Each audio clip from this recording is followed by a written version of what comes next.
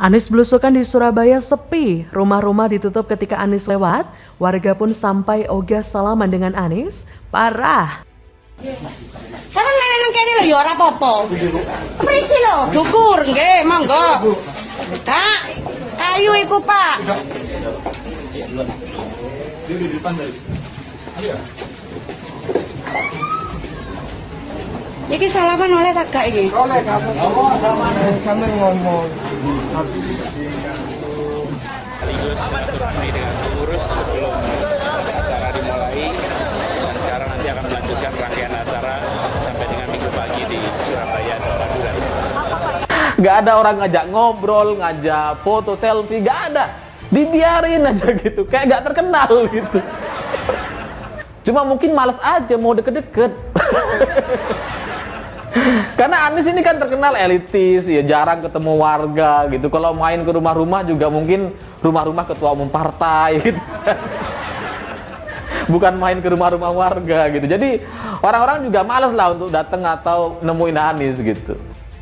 Safari politik yang dilakukan Anies di Surabaya tak banyak diminati masyarakat Kota Pahlawan.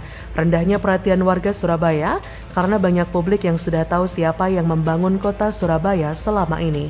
Masyarakat Surabaya sudah bisa menilai bahwa Anies datang dengan gagasan-gagasan yang tidak relevan. Seperti diketahui sebelumnya Anies menggelar safari politik di Surabaya dan Madura selama 3 hari, mulai Jumat 17 Maret hingga Minggu 19 Maret. Ia mengunjungi beberapa tempat seperti sentra wisata kuliner, Jalan Tunjungan dan Kalimas. Anies juga mengunjungi masjid dan bersilaturahmi dengan ulama di Madura. Bahkan Anies juga belusukan ke rumah-rumah warga. Tapi dalam belusukannya tersebut sepanjang Anies lewat tak ada warga yang menyambutnya. Bahkan rumah-rumah ditutup ketika Anies lewat. Waduh, ada apa ini? Para netizen berspekulasi kalau Anies ini digeromboli massa jika ada yang menarik saja. Ya tadi, salah satunya dengan door prize. Hal ini tentu sangat berbeda jauh dari klaim para pendukung Anies bahwa banyak warga yang antusias ketika Anies datang. Kenyataan yang sebenarnya bukan warga yang meramaikan belusukan Anies, tapi timnya Anies sendiri. Dan yang paling nyesek bagi Anies adalah ketika ada ibu-ibu yang menertawakan kedatangan Anies di lingkungannya. Entah apa maksud ibu-ibu itu tertawa, yang pasti merupakan pertanda menolak kedatangan Anies. Lagian, ibu-ibu itu tidak juga menyambut atau heboh minta foto atau semacamnya ketika Anies lewat. Yang ada, ibu-ibu itu malah menyentil dengan bertanya, apakah boleh bersalaman? Yang seperti menyindir Anies yang belakangan memang tak mau bersalaman dengan relawannya.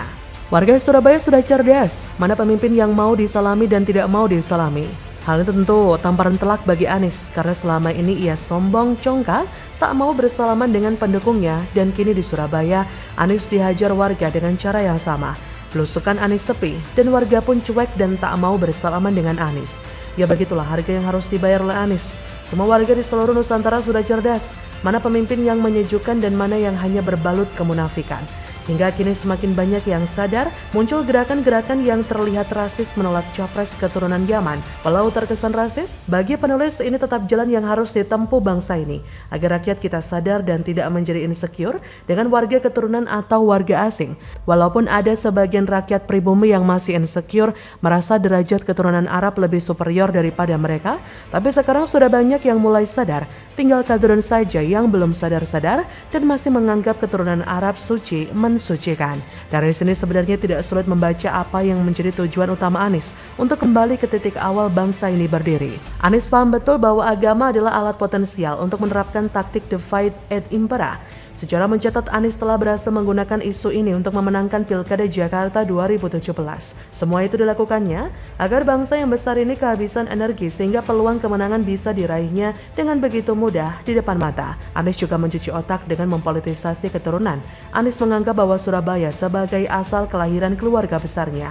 Inilah bukti mengapa banyak warga yang semakin menjauh dari Anies, karena memang cara-cara Anies dalam menarik simpati dengan cara yang begitu licik. Warga tak butuh latar belakang keturunan, yang warga butuh pembangunan dan bukti aksi nyata, bukan omong kosong belaka. Bagaimana menurut Anda?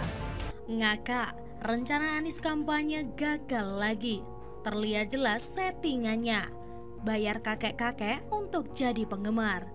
Karena saya selalu bilang sebelumnya bahwa siapapun capres 2024 nanti bagi saya sama saja. Yang penting bukan Anies Baswedan, karena orang ini tidak pernah pantas untuk maju sebagai capres. bahkan jadi calon gubernur DKI lagi, dia nggak pantas gitu. Dengan apa yang sudah dia lakukan selama bertahun-tahun di Jakarta, mempertontonkan kebodohan, kebohongan, dan kemunafikan di hadapan publik tanpa rasa bersalah. Bagi saya orang-orang seperti ini jangan sampai menjadi pejabat di Indonesia gitu. Karena apa yang dia lakukan, dia menutupi kebohongan dengan kebohongan baru, menutupi kebodohan dengan kebodohan. Di sini kelihatan banget ya settingannya. Nah, di sini ketika Anies Baswedan menyapa orang, terlihat di sini orang tersebut bahkan juga melihat kamera seperti ini. Menurut Inyong si Pak Andus ini bukan pemimpin yang tampil apa adanya. Kalau dari naluri Inyong Yawong Cilik sih, ini menurut naluri Inyong Yawong Cilik ya Lur. Ya ini Inyong kok ngerasa Pak Andus ini penuh dengan kepalsuan Lur. Bakal calon presiden atau baca pres Koalisi Perubahan Anies Baswedan mengawali pagi hari dengan menyusuri jalan perkampungan di Desa Cipicung, Kabupaten Kuningan.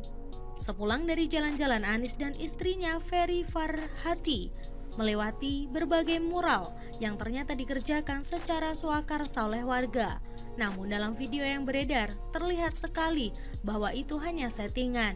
Bahkan settingannya sangat terlihat jelas ketika ada seorang kakek yang ingin bertemu dengan Anies yang sedang jalan-jalan. Kakek tersebut seperti sudah disiapkan untuk memanggil Anies Baswedan. Dan yang paling janggal, kakek tersebut menggunakan kaos bergambar dan bertuliskan Anies Baswedan. Selain itu, kaos tersebut terlihat baru dan sengaja dipakaikan di tempat karena terlihat bajunya yang double. Ini menandakan bahwa yang dilakukan oleh Anies tersebut hanyalah settingan. Di sisi lain, warga juga terlihat cuek ketika Anies ada di pinggir jalan. Naturalnya, kalau warga suka sama dia, jalan pasti sudah macet.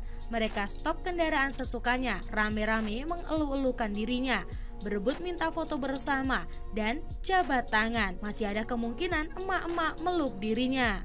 Tapi kenyataannya warga cuek bebek melihat Anies di pinggir jalan. Niat mungkin bergerak senyap dengan harapan banyak yang menghampiri, tapi malah dicuekin. Ya begitulah, beda banget dengan Presiden Joko Widodo. Kemanapun Jokowi berada, itu pasti akan ramai sekali. Masyarakat sangat antusias sekali melihat kedatangan dari Presiden Jokowi. Dimanapun tempatnya di seluruh pelosok Indonesia, pasti ketika ada Presiden Jokowi akan ramai dan bejibun, dan bahkan juga ingin berfoto. Spontanitas terasa sekali dari sambutan masyarakat karena tidak ada ajakan jauh-jauh hari di medsos. Tidak ada janjian menggunakan seragam warna tertentu, tidak ada atribut-atribut tertentu. Mereka datang karena mereka ingin menyambut Pak Jokowi, presiden yang berasal dari rakyat biasa. Kalau saja semua diangkut dan dikumpulkan di Jakarta, bisa-bisa tenggelam Jakartanya.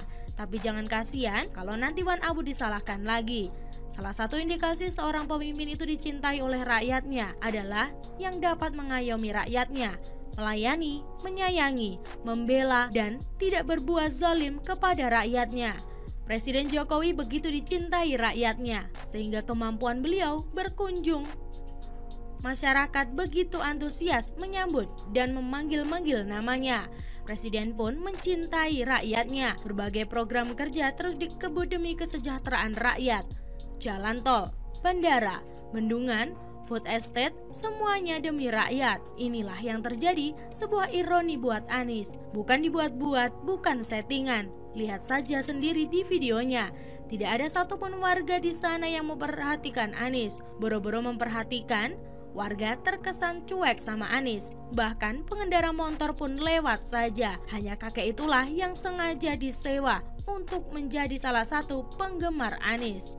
Jika dilihat dalam beberapa survei elektabilitas, nama Anies melorot tajam alias nyungsep, kalah jauh sama Gubernur Jawa Tengah Ganjar Pranowo.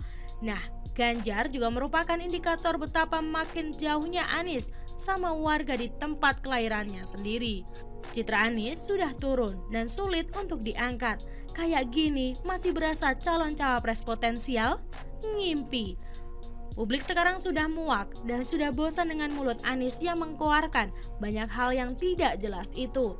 Kecerdasan publik inilah yang justru sangat ditakuti oleh oposisi. Dengan semakin naiknya kecerdasan warga, elektabilitas Anies langsung anjlok dan menjadikan Anies melakukan manuver-manuver licik dengan melakukan kampanye settingan seperti itu. Lantas bagaimana menurut Anda?